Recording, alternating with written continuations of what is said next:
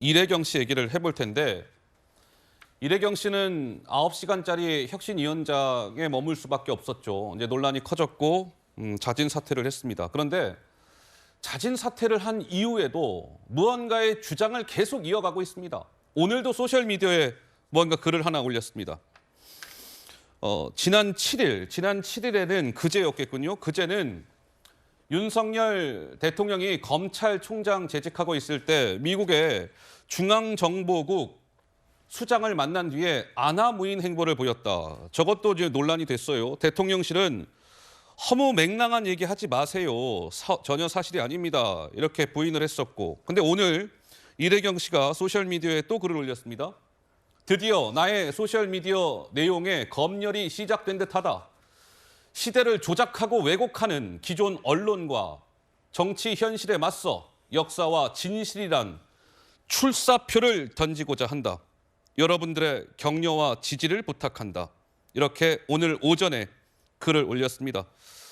어떠세요, 김수경 교수님?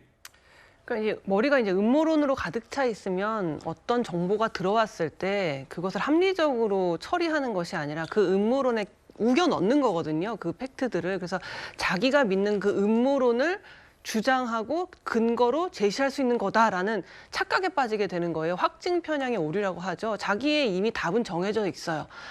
CIA, FBI, 미국이 개입해서 윤석열 당시 검찰총장에게 대통령 선거에 나가라고 했다라는 답이 정해진 상태에서는 무슨 일이 일어나도 이것은 미국의 개입이야 라고만 해석되는 거예요. 근데 만약에 윤석열 대통령이 외계인이라고 믿는 사람이 있다고 치자고요. 윤석열 대통령을 외계인? 예, 그런 음모론을 주장하는 사람이 있다고 칩시다. 있다고 치고. 근데 FBI에서 예전에 외계인에 대한 보고서를 낸 적이 있거든요. 네? 이런 생각을 가진 사람은 윤 총장이 FBI를 만나기만 해도 이것은 윤석열 검찰총장이 외계인이라서 그런 거야 라고 해석하는 거예요. 그만큼이나 이 음모론은 정말 황당무계한 얘기인 거거든요.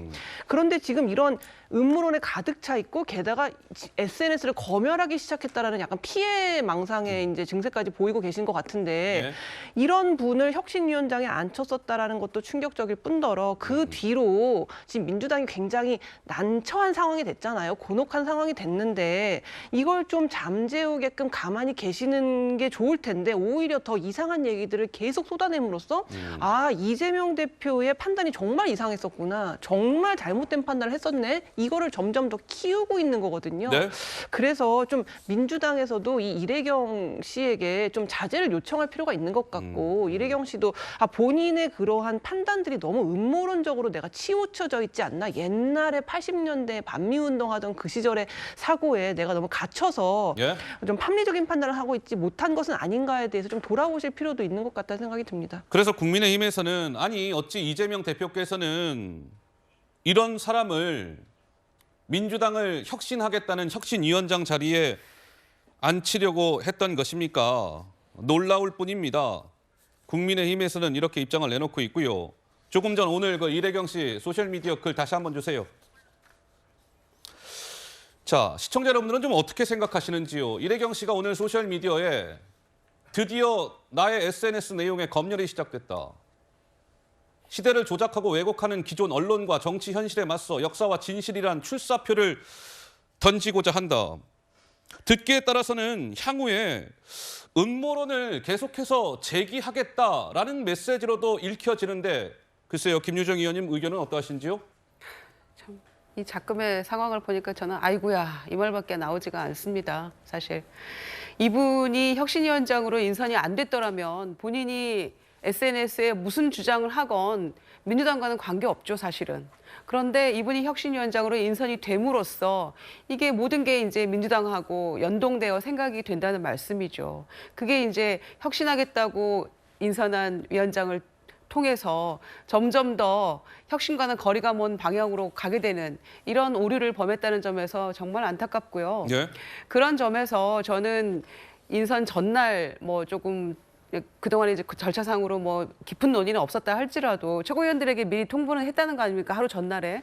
그러면 지금 최고위원들이 다 SNS에 능통한 분들이에요. 허허. 한 번만 검색해 봤어도 이분이 문제가 있다는 거를 누구든 발견을 했을 겁니다. 그런데 다 저는 책임을 해태했다는 생각이 들고요. 궁금하지도 않았나 이런 생각이 들고, 두 번째는 이렇게 지금 여러 가지 문제가 동시에 발생을 했으면 또 지금 그리고 이래경 이분이 계속해서 지금 저런 글들을 올리면서 그러면 민주당이 연상이 되지 않습니까? 바로 그 점에서 저는 예. 이재명 대표가 확실하게 끊어내야 된다. 그리고 이분은 명백히 제 판단의 오류였습니다라고 국민께 사과하고 제대로 된 혁신위원장을 신속하게 선정을 해서 예. 제대로 국민께 보여드리겠습니다. 이렇게 하는 게 맞다고 생각합니다. 그렇지 않으면 이게 계속해서 더 사건이 확대될 수밖에 없다는 생각이 들어서 정말 우려가 됩니다. 네, 박 의원님. 근데 저 이래경 이사장이라는 분이 저런 강경 발언 그리고 음모론이죠. 음모론에 가까운 게 아니고 저걸 계속 재생산하는 이유가 저분이 혁신위원장으로 임명된 이후에 여러 가지 비판이 쏟아지는데 당내 일각에서는 강경 지지층 일각에서는 영웅이 됐어요. 어허. 이재명을 구하러 나타난 호위무사처럼. 네. 그러니까 지금도 마찬가지입니다. 저분의 그 SNS의 저 강경 발언에 네. 그런 민주당의 개딸이라고 하는 강경 지지층이 반응하는 겁니다. 아. 그러니까 민주당 지지층 일각의 영웅이 되다 보니까 저분이 붕 뜬 거죠, 지금. 어허. 그래서 가뜩이나 저런 발언을 계속 하셨던 분인데 저는 더 강경하고 더 황당무계한 그런 발언을 이어갈 거라고 보고 앞으로도 계속 이어갈 것이다. 저는 이어갈 거라고 어우, 봅니다. 예, 예. 민주당이 제어하기가 어려워요. 저분이 무슨 민주당원도 아니고 네. 혁신위원장 인선됐다가 스스로 사퇴한 분인데 이거 제어하기가 어렵고 제가 이제 놀라운 거는 이재명 대표의 그런 안목과 결정입니다. 저는 이재명 대표가 저분이 어떤 생각을 가진 분인지 모르지 않았을 거라고 생각합니다. 그럼에도 불구하고 괜찮다. 예. 오히려 저분을 임명해서 본인의 권력 기반을 흔들리는 권력 기반을 예. 강화하려고 했던 그런 발상 자체가 놀라운 거죠. 알겠습니다. 자, 이래경 씨 논란을 좀 짚어봤습니다.